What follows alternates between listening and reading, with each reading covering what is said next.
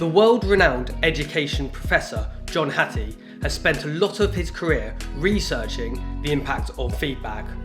We're going to be drawing on some of his research a lot throughout this module because he has found feedback has the potential to really help students learn.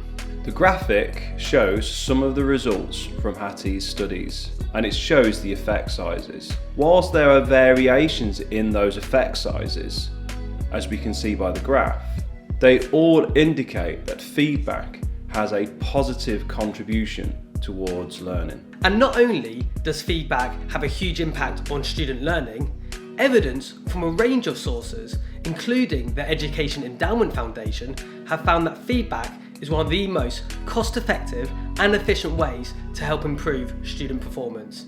It's just too important to ignore, and that is what this module is all about.